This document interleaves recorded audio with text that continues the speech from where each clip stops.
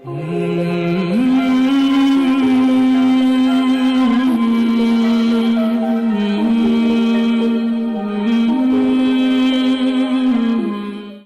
السلام علیکم۔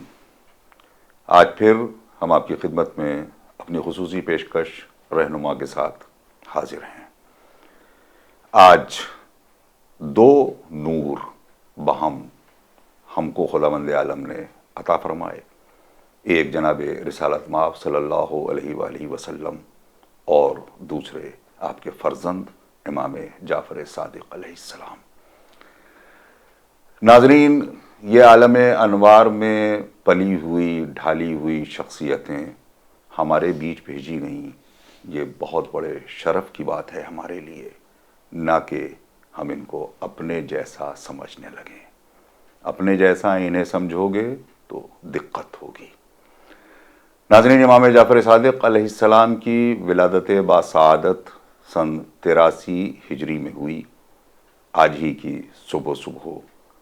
یہ بھی افق کائنات پر نور ایک انسان بن کر انسانی پیکر میں ڈھل کر نمودار ہوا، یعنی آپ کی ولادت جناب رسالت مآب صلی اللہ علیہ وآلہ وسلم کے ٹھیک 135 برس کے بعد ہوئی۔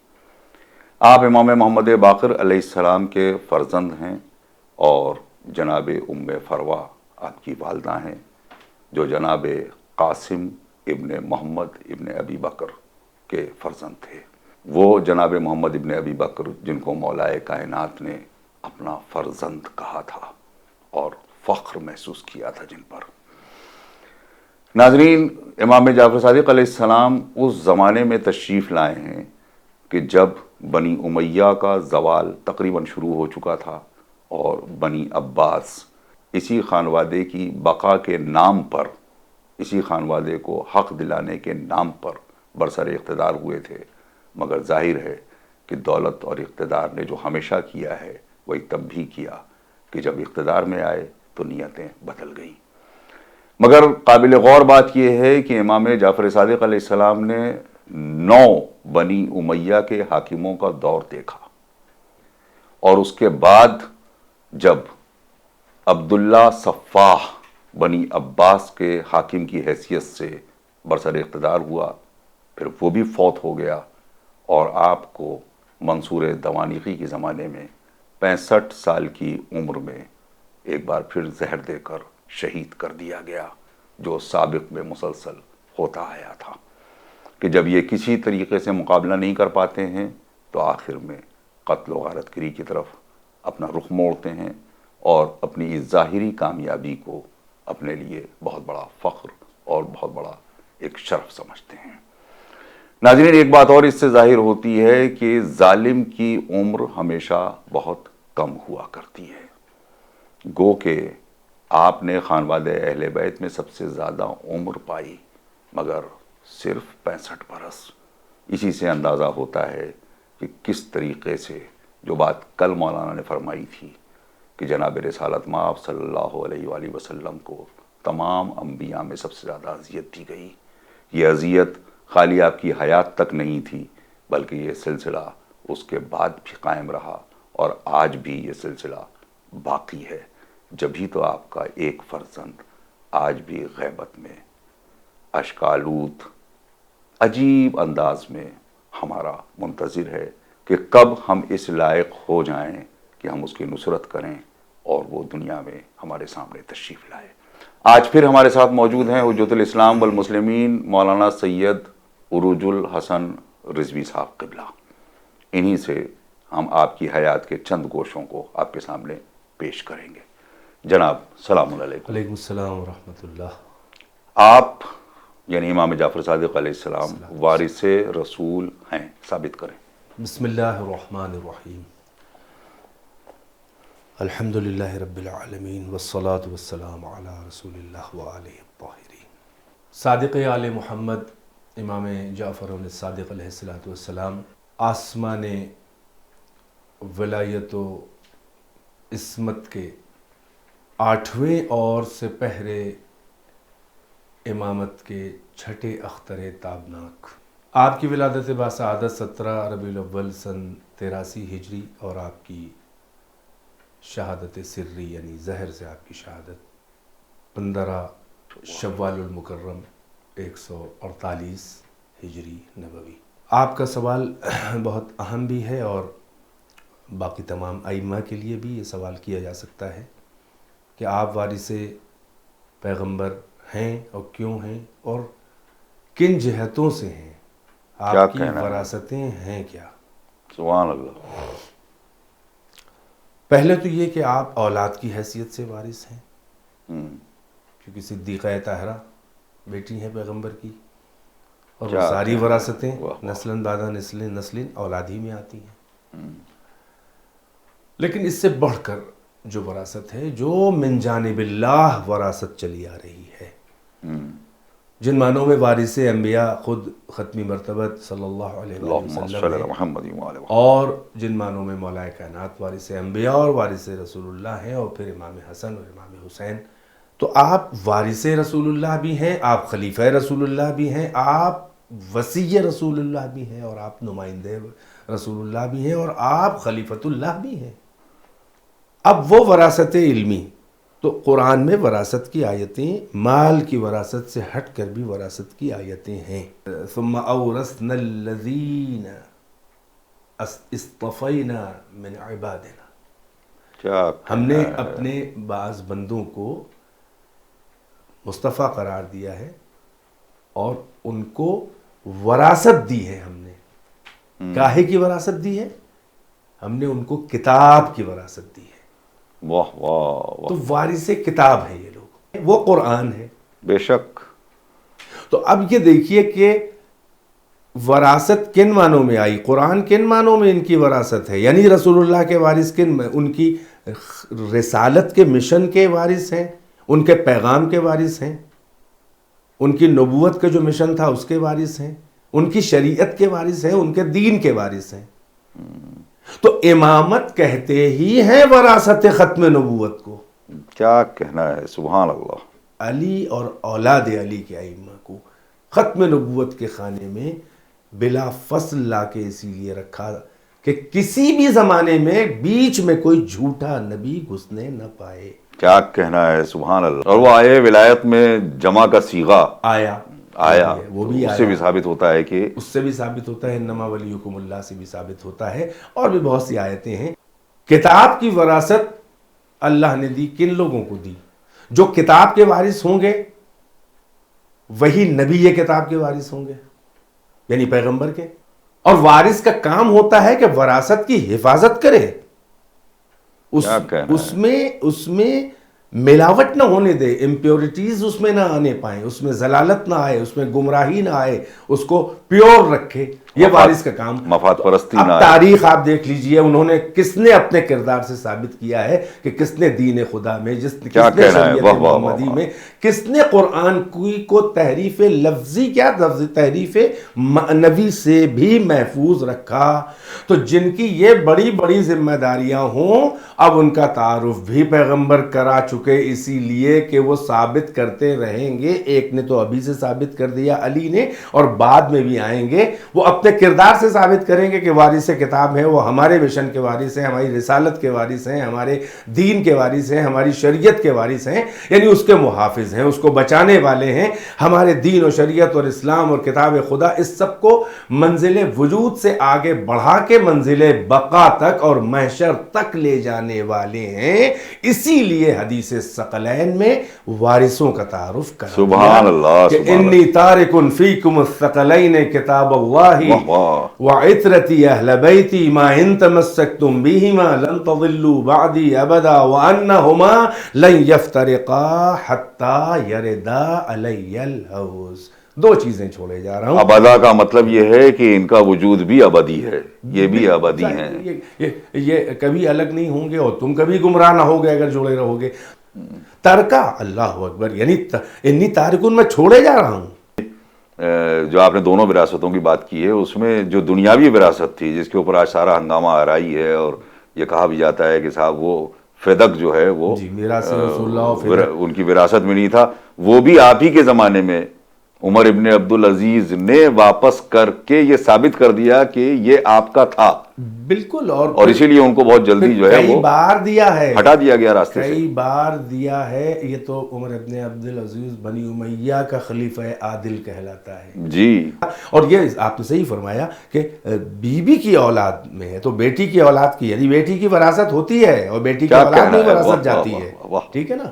تو لیکن میں جس وراثت کی اور جس غالباً کیا بلکہ یقیناً اسی جہت سے یہ تو ایک ضمنی بات آ گئی. اب پیغمبر دیکھیے وراثت آپ کیا فرمان، انی تارکن میں چھوڑے جا رہا ہوں.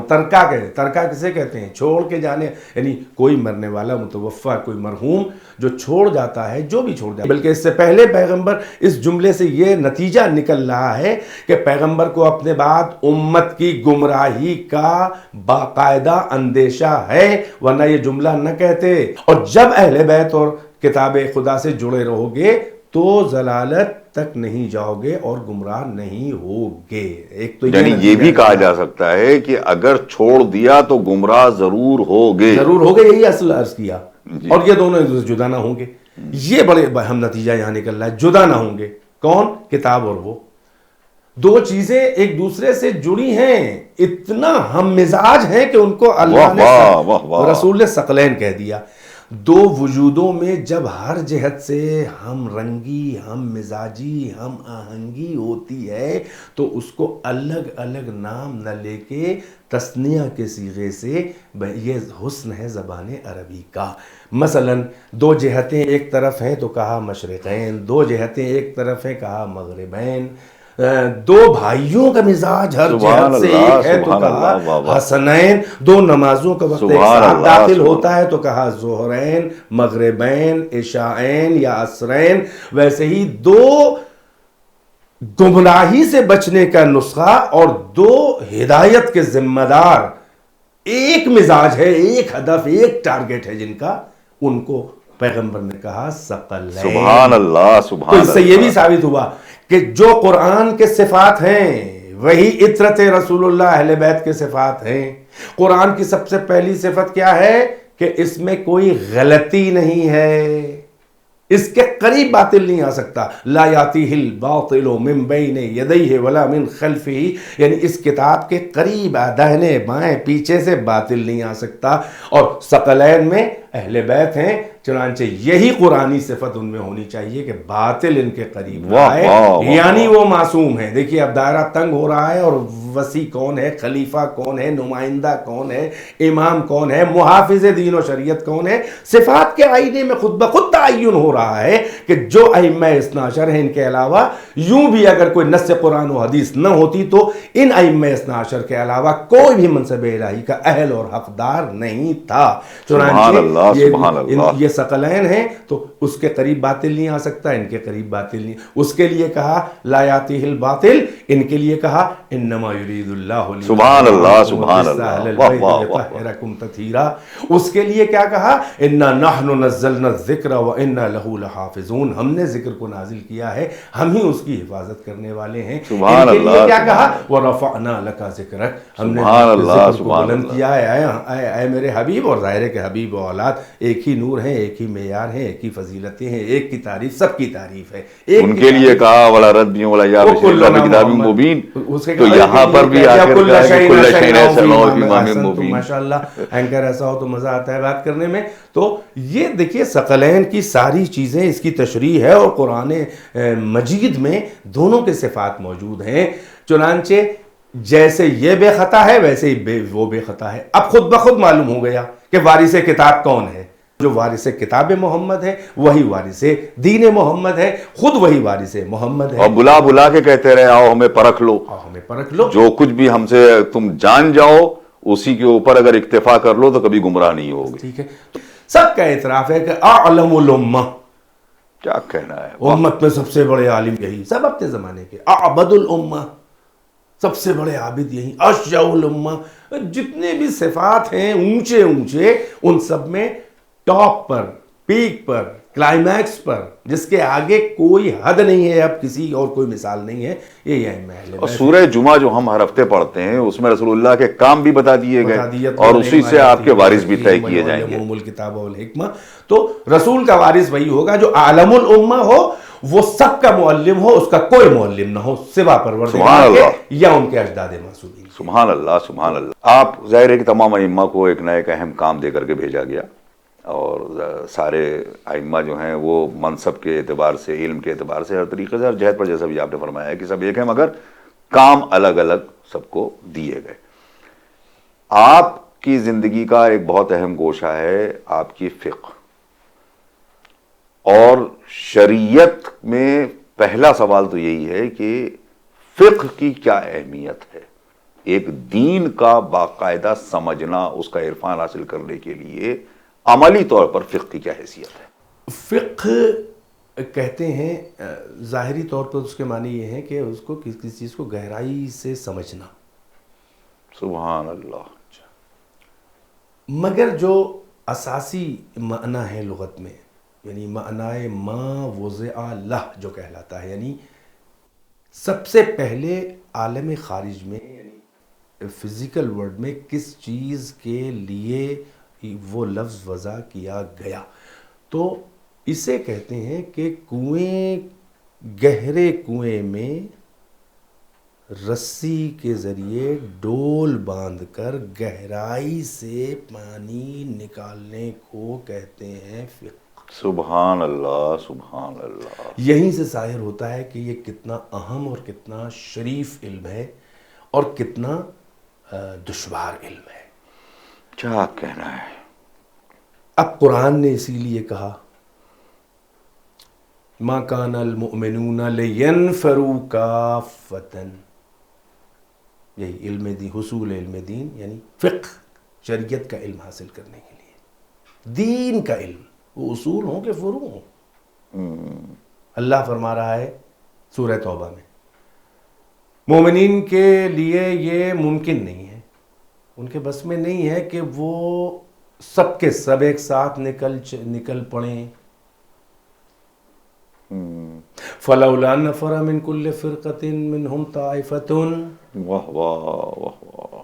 تو سب کے سب نہیں نکل سکتے علم حاصل کرنے، دین کی فقہ، سمجھ، سوجھ بوجھ حاصل کرنے، گہرائی سے دلائل کے ساتھ، تفصیل کے ساتھ علم حاصل کرنے، دین کا، اسلام کا، شریعت کا، سب کے بس میں نہیں ہے اور عادتاً ممکن بھی نہیں ہے۔ یہی مرجعیت کی بھی بہت بڑی دلیل یہ ہے، یہ آیت ہے، اس آیت میں اجتہاد کی بھی دلیل ہے، تقلید کی بھی دلیل ہے۔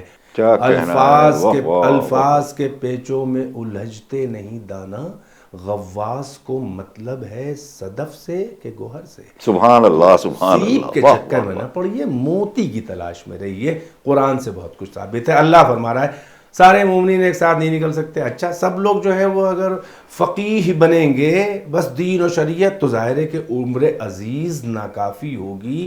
وہ عمر طویل و وہ حیات مستعار جو 4 دن ادھار مانگ کے لاتے ہیں، اور 2 آرزو اور 2 انتظار میں کٹ جاتی ہے وہ زندگی، اس وہ کہاں اتنی ہے کہ آپ دوسرے علوم حاصل کریں۔ مر جاتا ہے ایک عالم و فقیہ و مجتہد، طالب علم رہتا ہے۔ یہ بڑے ابھی آغاز، اور وہ بھی خالی ایک گوشے کے سلسلے میں، ابھی پورے تمام علوم کی بات تمام علوم میں، مطلب الہیات۔ آیت اللہ خوئی سے پوچھا گیا کہ آپ کے علم کی منزل، کہیں گے طالب علم ہوں۔ اللہ اکبر۔ افلاطون سے پوچھا گیا مرتے وقت کہ کیا جانا اب تک، کہیں گے بس اتنا جانا کہ کچھ نہیں جانا۔ یہیں سے اندازہ لگائے کہ یہ جلدی والے جلد باز آیت اللہ جو بن رہے ہیں بہت سے لوگ، اور جس کو چاہو علامہ لکھ دو، سوچنا چاہیے ان کو۔ بہت اچھی بات ہے۔ ایک لائن کا علم ہے، اور سب اگر جا کے علم دین حاصل کریں گے تو انجینئر کون بنے گا، مکان کون بنائے گا، آرکیٹیکٹ، انجینئر، پھر مختلف اور بہت میں اہم بات یہاں پہ کہا کرتا ہوں کہ میرے خیال سے کم کہا کیجئے، کیونکہ خیال تو صرف انہی 14 کے ہیں کہ جن کو منتخب کیا گیا ہے۔ بالکل، کیا کہنا ہے، خیال ان کا ہے، ارادہ ان کا ہے، اور وہ ارادہ پروردگار ہے۔ بہرحال تو عرض یہ کر رہا تھا کہ اب یہ تفقہ فقہ یعنی علم دین کو گہرائی سے اتر کے جیسے گہرے کنویں سے ڈول ڈال کے پانی نکالا جاتا ہے، دین کی سوجھ بوجھ، فقہ، دین شناسی، دینداری نہیں، کیا کہنا ہے، تو سبحان بہت اللہ چھوٹی چیز سبحان ہے۔ اللہ۔ دین داری سے زیادہ دین فہمی، دین شناسی ضروری ہے۔ لطف اسی میں ہے کہ دین شناسی ہونے کے بعد دینداری ہے، وہی، اور جتنی دین فہمی ہوگی، دین شناسی ہوگی، اتنا ہی اچھا دیندار ہوگا۔ گھر میں بھی والدین کو سب سے پہلے معارف اہل بیت سے بچوں کو آگاہ کرنا چاہیے، بعد میں ان کو ظاہر ہے کہ شوق خود ہی پیدا ہوگا عبادت کا۔ جی، تو اب اس آیت کی طرف آ جاؤں، وہ فقہ کے حوالے سے جواب کہ اللہ فرما رہا ہے کہ ما کان المؤمنون لینفروا کافۃ، سب کے بس میں نہیں ہے کہ سب کے سب ایک ساتھ نکل جائیں اور دین کا علم حاصل کریں۔ پھر اللہ کہہ رہا ہے کہ تو کیوں نہیں نکلتے تمہارے ہر طائفہ سے ایک ایک ٹکڑا کیا کہنا ہے، واہ واہ۔ لیتفقہوا فی الدین، دین میں تفقہ حاصل کریں، رٹنا نہیں مسائل کا۔ تفقہ فی الدین واجب کفائی ہے، یعنی یہ کہ اگر ایک قوم قبیلے میں ایک چلا ضرورت گیا، ہے، اتنے جائیں، بقدر ضرورت جائیں۔ اگر بڑی قوم ہے وہ ایک نہیں کر پائے گا، بقدر ضرورت، یہ عرف عام میں خود عقلاء طے کر سکتے ہیں۔ یعنی کچھ لوگ اگر جا کے حاصل کر کے اور پھر آ کے لوگوں کو بتائیں تو سب سے تکلیف صاحب، جیسے مسلم کا جنازہ ہے کہ واجب کفائی ہے، اگر کچھ نے کر لیا تو باقی عہدہ برا ہو گئے اور وہ ان کا فرض ادا ہو گیا، اور اگر وہ پڑا رہ گیا جنازہ، ایک نے بھی نہیں کیا تو ساری قوم گناہگار ہے، جس کو بے شک ملی ویسے ہی ہے۔ اور تقلید کی دلیل کیا ہے؟ وَلَيُنذِرُوا قَوْمَهُمْ إِذَا رَجَعُوا إِلَيْهِمْ، تاکہ جا کے تفقہ فی الدین حاصل کرو، فقہ حاصل کرو، گہرائی سے علم دین، اور جب پلٹ کے آئیں تو اپنی قوم کو ڈرائیں اللہ کی نافرمانی کے برے انجام سے۔ یہ فقہ ہے اور یہ اس کے معنی۔ کیا کہنا ہے، سبحان اللہ۔ اور اس سے خود ہمارے امام کی عظمت کا بھی اندازہ ہوتا ہے کہ آپ نے جو 4000 طالب علم بیک وقت آپ کے ہاں علم حاصل کر رہے تھے، وہ نرسری اور کے جی اور 10ویں کلاس کے نہیں تھے، بلکہ فقہا تیار کرنے کی کوشش کی جا رہی تھی، اور مختلف علوم، اور ظاہر ہے کہ جس کا جتنا ظرف تھا اس نے اتنا لیا۔ یہ فقہ صادق ایک لفظ کہا جاتا ہے۔ ایک تو پہلے یہی جاننا ہے کہ کہاں تک یہ انصاف ہے کہ فقہ صادق کیا چیز ہے، کیونکہ بعد کی جتنی بھی فقہیں ہیں وہ سب آپ کے شاگرد در شاگرد کے ذریعے ہیں۔ تو جناب رسالت مآب صلی اللہ علیہ وآلہ وسلم کے بعد آپ کے بتائے ہوئے اصول اور قوانین پر دینی معاملات میں عمل کرنے کا سلسلہ تو چل ہی رہا تھا، تو اس کو کیسے آپ جوڑیں گے کہ فقہ صادق، ہاں یہ کیوں منسوب کیا گیا، فقہ جعفری کیوں کہتے ہیں، اور اس کو آپ کیسے جوڑیں گے جناب رسالت مآب صلی اللہ علیہ وآلہ وسلم سے کہ ہمیں اطمینان ہو کہ ہم بالکل صحیح ہیں؟ بہت بہترین اور بہت اہم، بہت ضروری اور بہت گہرا سوال ہے، اور کل ملا کے بہت تفصیلی بھی ہے، لیکن اس کو ظاہر ہے کہ اس پروگرام، اس کی وقت کی مناسبت تنگی کے لحاظ سے میں جلدی عرض کر دوں۔ انہی کو کیوں کہا گیا فقہ جعفری امام سے منسوب کر کے؟ اس کے کئی اس کا تاریخی بھی ایک جواب ہے، اور اس کا علمی اور قرآنی بھی ایک جواب ہے۔ دوسرے ادیان اور ریلیجن والے بھی یہ لکھتے ہیں کہ فاؤنڈر آف اسلام پرافٹ محمد، یہ بانی اسلام کن معنوں میں ہے؟ خود جس پہ قرآن نازل ہوا ہے اس میں اسلام کے ثبوت ان سے پہلے موجود ہیں۔ حضرت ابراہیم کہہ رہے ہیں ربنا وجلنا مسلمین لک ومن ذریۃ امۃ مسلمۃ لک۔ انبیاء وراثتیں اپنے اولاد کو وصیتیں کر رہے ہیں۔ ہاں، انی جاعلون فی الارض خلیفہ، اللہ اپنے لیے اپنے دینی کے لیے بھیج رہا ہے۔ اسلام کیوں کہا گیا بھائی؟ اسلام ہی تو لائے تھے۔ اسلام کیوں کہا گیا؟ یا بنی ان اللہ اصطفی لکم الدین فلا تموتن الا وانتم مسلمون۔ اے میرے بچوں، آخری وقت وصیت ہو رہی ہے کہ اللہ نے تمہارے لیے ایک دین جو ہے مصطفیٰ قرار دیا ہے، منتخب کیا ہے، نہ مرنا بغیر اس کے کہ اسلام لائے وہ، یعنی مسلم مرنا۔ تو اسلام پہلے بھی ہے تو بانی اسلام کیسے؟ بانی اسلام تو آدم ہے۔ یہ دور جو زمانہ فطرت کہلاتا ہے 600 سال کا، جو اللہ کی آخری حجت بظاہر نبی کی شکل حضرت عیسیٰ اور رسول اللہ، اس کو ایام جاہلیت کیوں کہا گیا؟ اس کو عہد جاہلیت کیوں کہا گیا؟ کیسے کیسے زمانے گزرے، نبیوں کی امتیں سرکش، کیسی کیسی گندی امتیں بھی گزری ہیں کہ اس دور میں زمانہ فطرت میں اتنا بگڑ چکا تھا معاشرہ، اور دین خدا کو اتنا پامال کیا جا چکا تھا، اقدار انسانی کو اتنا روندا جا چکا تھا، توحید کی بنیادیں رکھی ہوئی اس کو آدم نے رکھی اور عیسیٰ تک کے محنتیں ہوئیں، اس کو اکھاڑا جا چکا تھا۔ ہر نبی کا مشن اسلام تھا، اور اسلام میں سب سے پہلا پیغام کیا ہے؟ لا الہ الا اللہ۔ 1,23,999 انبیاء، ہر ایک اپنے در سے تبلیغ کا آغاز، در سے دین و اسلام کا آغاز لا الہ الا اللہ، لا الہ الا اللہ، محاذ توحید، محاذ توحید۔ تو چاہیے یہ تھا کہ جو آگے آخری پروفیسر آ رہا ہے اس کو چاہیے آگے بڑھا کے کوئی کام کرتا، مگر ہر نبی کی محنت لا الہ الا اللہ، سب سے اہم ان کا جواب یہی تھا۔ ان کا بھی پہلا جملہ یہی، اس کے بعد بھی پہلے ہی جملہ یہی ہے کہ قولوا لا الہ الا اللہ تفلحوا، قولوا لا الہ الا اللہ، تو کہو لا الہ الا اللہ فلاح پا جاؤ۔ اس بات کا ثبوت ہے کہ پچھلے نبیوں کی رکھی ہوئی بنیاد توحید اور ساری محنتوں پہ پانی پھر گیا تھا، بنیادیں اکھاڑی جا چکی تھیں، یعنی نقش کل حجر نہیں بلکہ نقش کل آب ہو گیا تھا دین خدا اور توحید پروردگار۔ تبھی اس آخری نبی کو جتنے ان انبیاء نے مل کے محنت کی اور زحمتیں اٹھائیں، اس نبی نے ان سے زیادہ محنت اکیلے کی اور زحمتیں اٹھائیں، جس کو پچھلے بیان میں عرض کر چکا حضرت کے کہ ما اوذی نبی قط کما اوذی، تو مجھے جتنی تبلیغ دین خدا اور توحید کو برپا کرنے میں اذیتیں دی گئی ہیں اتنی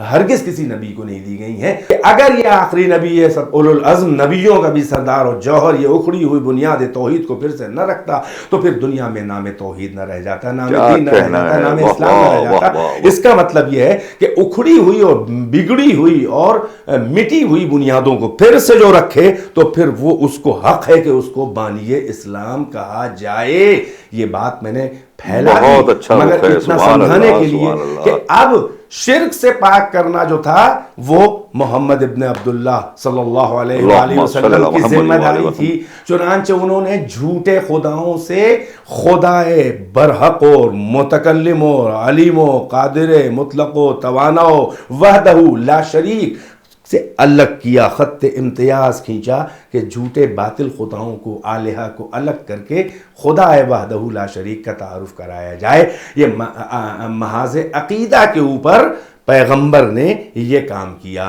اور اب دائرہ اسلام کے اندر ذمہ داریاں شروع ہوئیں اور حفاظت، اب جس کی بنیادیں رکھ گئے ہیں اب یہ اکھڑنے نہ پائیں، ہلنے نہ پائیں۔ چنانچہ علی نے بنیاد کو اور مضبوط کیا، حسن بچاتے رہے، کربلا میں حسین نے تو کمال اور انتہائی کر دی، پھر زین العابدین نے اپنے انداز میں کیا، وہی جو آپ نے فرمایا کہ جس زمانے کا جو تقاضا ہو، مقصد سب کا ایک ہے، اپنے اپنے انداز میں کرتے کرتے کرتے اب یہ سلسلہ امام محمد باقر علیہ السلام تک آیا، اور پھر بنی امیہ اور بنی عباس کی وہ آپسی کشاکشی اور رسہ کشی اور وہ کشمکش، اقتدار کی جنگ، اس میں تھوڑا تھوڑا فلیکسیبلٹی ملی، امام محمد باقر علیہ السلام نے شروع کیا اور درس و شاگرد یہ وہ، مگر یہ ابھی پائے عروج تک نہیں پہنچا، بہت سے مبہمات باقی تھے، بہت سے اشکالات باقی تھے، بہت سے معضلات باقی تھے، بہت سے عقود و گتھیاں باقی تھیں، بہت سی دین خدا شریعت محمدی کی تفصیلیں باقی تھیں کہ جس کے لیے بڑا وقت درکار تھا،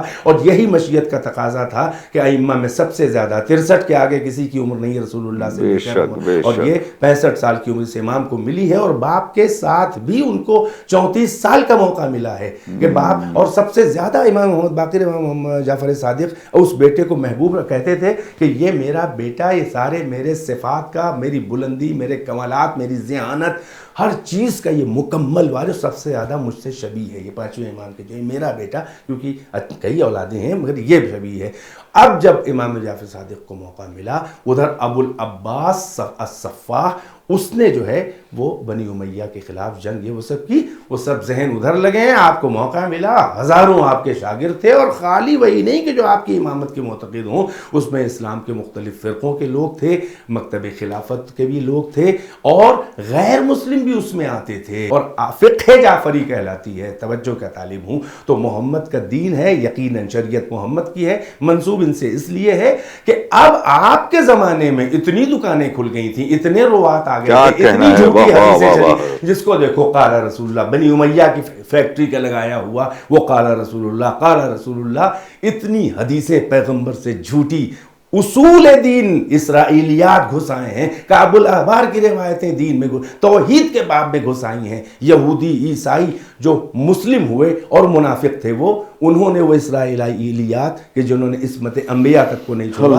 وہ روایتیں اصول میں گھس آئی تھیں، توحید میں گھس آئی تھیں وہ، اور پھر فقہ میں احکام شریعت کے یہ فرعی احکام میں اب جعفر صادق علیہ السلام کو موقع ملا کہ جیسے جد نے جھوٹے باطل ادیان اور خداؤں کو بے نقاب کر کے خدا واحد قہار وحدہ لا شریک کا تعارف کرایا اور سرزمین عرب کو شرک سے پاک کیا، ویسے ہی ایک چاہیے تھا محمد کا قائم مقام جو اب دین محمد، شریعت محمد، سنت محمد، احادیث محمد، ان سب میں وہ فلٹر لگائے جو جد نے توحید پہ لگایا۔ چھٹے امام نے وہ فلٹر لگایا کہ جس کی تصدیق میں کروں وہ میرے جد نے کہا ہے، وہ میرے جد رسول اللہ نے کہا ہے، جس کو میں منع کر دوں، انکار کر دوں، وہ میرے جد کی نہ حدیث ہے، نہ وہ دین ہے، نہ وہ شریعت ہے۔ یہ خلیفۃ اللہ ہیں، مگر کمال احتیاط یہ ہے کہ آپ نے اس فقہ کو، اس شریعت کو، اپنی حدیثوں کو اپنے سے فقط منسوب نہیں کیا ہے۔ اگر کہتے کہ میں کہہ رہا ہوں تو کسی کی مجال نہیں تھی وہ کہے کہ غلط ہے یا غلط ثابت کر دیتا۔ کون ثابت کر دیتا؟ ہر ایک تو تھوڑا تھوڑا قطرہ لے کے گیا ہے، تو الگ الگ اس نے اپنی دکانیں کھول لی ہیں۔ کس کی مجال تھی جو کہتا کہ آپ غلط، ہر کہتے کہ میں کہہ رہا ہوں، مگر نہیں کہا۔ کیوں؟ اس لیے کہ تفرقہ نہ ہو امت میں، ہمارے ائمہ نے فرقہ واریت نہیں ہونے دی۔ پھر آپ کی تاکید ہے کہ اور حدیث میں ملے گی آپ کو اس لہجے میں کئی حدیثیں کہ جو بھی میں بیان کرتا ہوں میرے جد رسول اللہ کی حدیث ہوتی ہے، یہ کسی اور کی نہیں ہے، وہ میری طرف سے نہیں ہے، یہ سب ہے۔ اور ائمہ نے بھی فرما دیا، خود رسول اللہ نے بھی اسی لیے فرما دیا ہے کہ ہم اہل بیت، کئی ائمہ نے اس حدیث کو کہا اس طرح سے، بڑی عجیب ہے فضائل میں ان کی صداقت اور ان کی عصمت اور ان کی ہم مزاجی اور ہم آہنگی اور ایک مقصد، ایک مبدا، ایک ابتدا، ایک انتہا، ایک اصل، ایک نسل، ایک کردار، ایک لہجہ، ایک ٹارگٹ، ایک مخزن علم، سب برتن مشیت ہیں، سب ارادت اللہ، سب مشیت اللہ، چنانچہ سب ایک دوسرے کی تصدیق کرنے والے ہیں۔ اور اسی لیے انہوں نے کئی ائمہ سے 14 معصومین میں یہ حدیث ہے کہ اگر کوئی حدیث تم تک پہنچے اور تم کو یقین ہو کہ ہم ہی 14 میں سے کسی نے اہل بیت نے یہ بات کہی ہے، یہ یقین ہو جائے کہ ہم ہی سے صادر ہوئی ہے، یہ نہ معلوم ہو کہ انڈیویجولی شخصی طور پہ ہم 14 میں کس نے کہی ہے، مگر یہ یقین ہو کہ ہم ہی نے کہی ہے، تو ہم تم سب کو اجازت دیتے ہیں راویان حدیث کہ ہم 14 میں سے جس سے چاہو منسوب کر دو، تم جھوٹ نہیں بولو گے۔ سبحان اللہ۔ پھر سے احیاء کیا ہے فقہ محمدی کا، اس لیے آپ کے کارنامے کی وجہ سے اغیار نے بھی اور اپنوں میں بھی اس فقہ کو فقہ جعفری کا عنوان دیا، اور اسی لیے آپ کو محیی دین محمد، محیی شریعت محمد اور مؤسس فرقہ جعفری کہا جاتا ہے۔ سبحان اللہ، سبحان اللہ۔ بس کیونکہ وقت ہو گیا ہے پورا، بہت قیمتی اور آخری سوال اپنے شیعوں سے، کیونکہ اتنا زیادہ پراگندہ ماحول، جیسا کہ بھی آپ نے پورے بیان میں فرمایا کہ بڑے عجیب اور بڑا علمی ماحول ہے۔ آپ جس وقت دنیا سے جا رہے ہیں، آپ خود اتنے طالب علم چھوڑ کے جا رہے ہیں، اور ہر ایک آدمی جو ہے وہ اپنے ظرف کے حساب سے لے بھی رہا ہے، اور بہت پراگندہ ماحول، اس میں آپ کے اپنے شیعوں کو صحیح راستے پہ رکھنا آپ کا بہت بڑا فریضہ ہے۔ ان سے آپ نے کیا تقاضے کیے ہیں کہ اپنے کو کیسے بچاؤ، کیا کرو تم کہ تم ہمارے شیعہ کہلاؤ؟